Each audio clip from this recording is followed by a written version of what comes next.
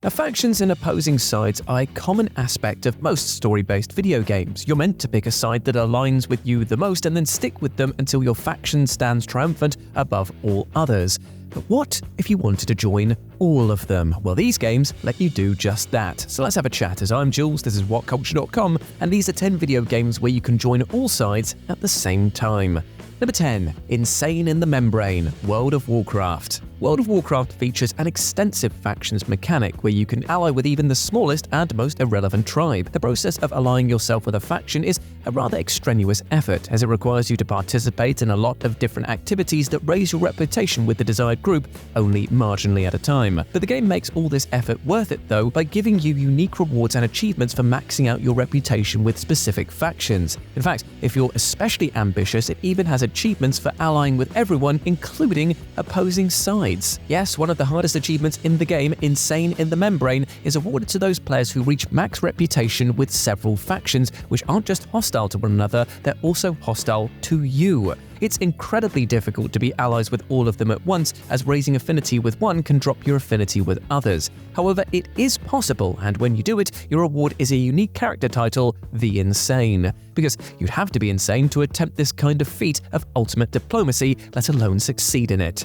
Number 9. One Kingdom to Rule Them All, The Sims Medieval. The Sims Medieval isn't just The Sims set in the Dark Ages. The spin-off actually utilizes a lot of unique mechanics that reflect its medieval fantasy setting, such as story quests, heroes, and even foreign politics between your kingdom and other neighboring nations. The game features 9 independent territories that can send diplomats to your kingdom, and although each has conflicting interests, there's a way for you to join all of them, or even better, turn them all into a permanent part of your kingdom.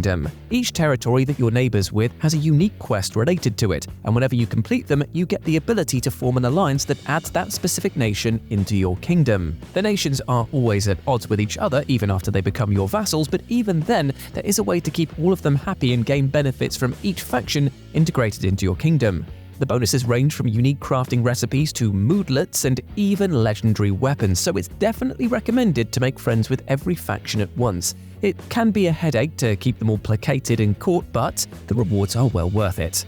Number 8. I Am the Senate, Stellaris. Now, Stellaris is one of Paradox's grand strategy games, but with a unique science fiction spin to it. In the game, you play as your very own spacefaring empire that fights for dominance over the galaxy with other alien species. Making alliances is a big part of this game, but being friends with every alien power can be tricky because the AI-controlled empires are bound to start wars with each other eventually, forcing you to pick sides. That is unless you have the Federation's DLC, in which you can simply pressure everyone into becoming your friends. The DLC comes with several unique mechanics that let you force other alien factions into becoming your allies. Either you can create a federation and incorporate other empires into it by diplomacy or by force, or take a lesson from Palpatine's School of Democracy and become so influential within the DLC's galactic community that you first force everything into joining it and then turn all of the community's members into your subjects. Either way, you get all of the galaxy's factions on your side, which definitely makes sure that nobody will fight each other ever again.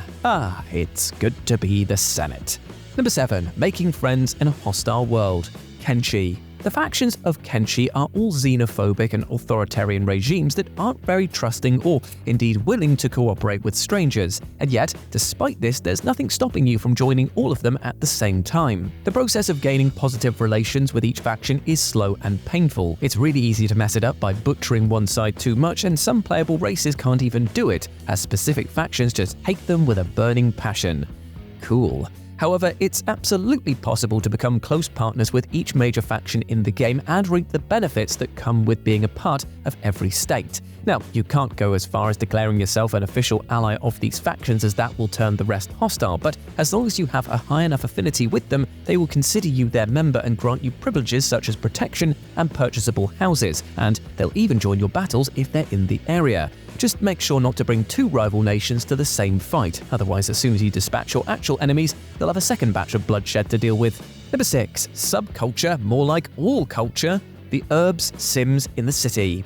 Now, The Urbz is one of the many bizarre Sims spin-offs that Maxis released in the early 2000s. The game advertised itself as a Sims game about living in the city, but its true purposes is to be a subculture simulator. You see, the story of The Urbz revolves around joining the different subcultures around SimCity, and if you want to beat the game, you'll have to join them all. The many subcultures you encounter in SimCity have lasting rivalries with each other, but your goal is to be a part of each of them anyway, to make yourself the most popular person in SimCity and then unlock all the privileges that come with that title. Each level in The Urbz is a hangout spot for a different subculture, and your goal is to gain special abilities to slowly unite the entire city together. From making sushi with Japanese fashionistas to learning dance moves from ravers and piercing your chest with the city's goths, your character is destined to master the essence of every subculture and become SimCity's most popular resident. Because who said you can't be part of everything all at once? Number 5. Mercenary of War, Mount & Blade 2 Bannerlord. Like its predecessor, Mount & Blade 2 Bannerlord is a giant medieval sandbox that allows you to roleplay the fiefdom experience any way you like.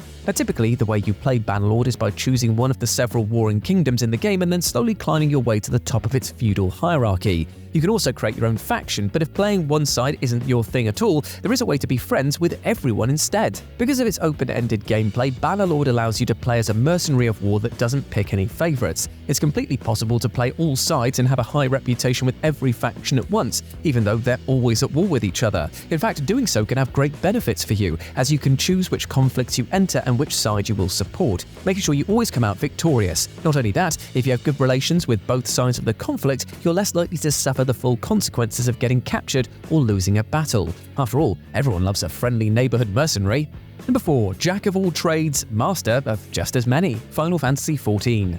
Now, compared to other MMOs, Final Fantasy XIV is far less restrictive when it comes to your character's class and abilities. You have to choose your starting class in the character creator, but afterwards, changing it is as easy as changing your equipment. Because of this, Final Fantasy XIV offers a unique possibility, becoming the master of every single guild in the game at the same time. Whether it's a Mages Guild, Fighters Guild, Rogues Guild, or even any of the organizations related to crafting and gathering, your character can join all of them by getting their hands on the right tools and then embark on special questlines related to learning the ropes of what it means to be in each individual guild.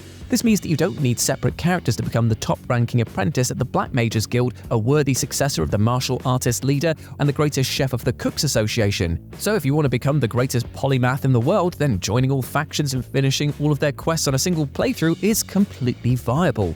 Even if, in reality, the logistics of having to do such a thing and attend all of these different guild meetings would give anyone an existential nightmare.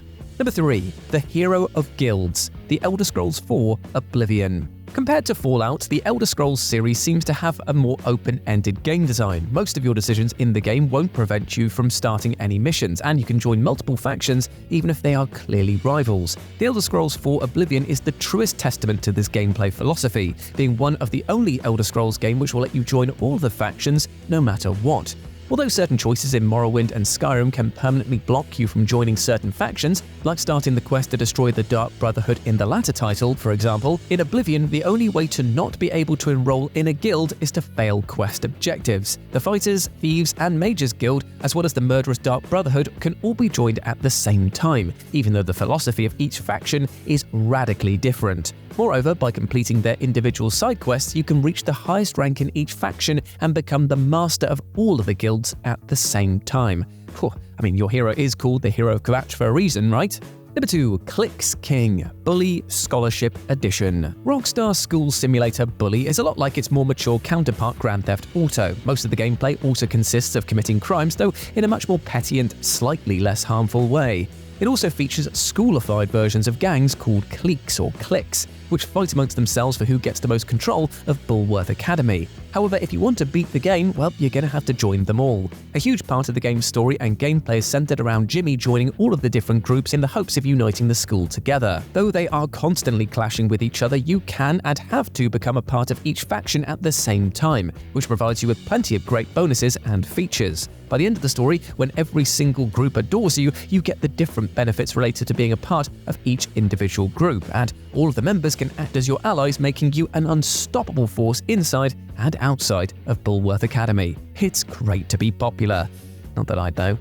And number 1, General, Paladin, and Secret Agent, Fallout 4. Fallout 4's story and gameplay are heavily based around its 4 major factions. Typically, the main story is supposed to end with one of these factions destroying the others. However, the game also features one ending where all the Institute-opposed factions end up coexisting in peace. To reach this ending, you have to finish the main questline without triggering the battle for Bunker Hill. The only way to achieve this is by getting kicked out of the Institute by breaking their laws before the Bunker Hill mission starts, either getting caught stealing or murdering within the Institute. This will instantly bump the story to the final confrontation with the Commonwealth's boogeymen on the Minutemen's side, preventing any battles between the Railroad and the Brotherhood of Steel and allowing you to end the game with 3 major factions intact. From then on, you can be part of all 3 factions at the same time, which means more quests and stuff to do in the post-game.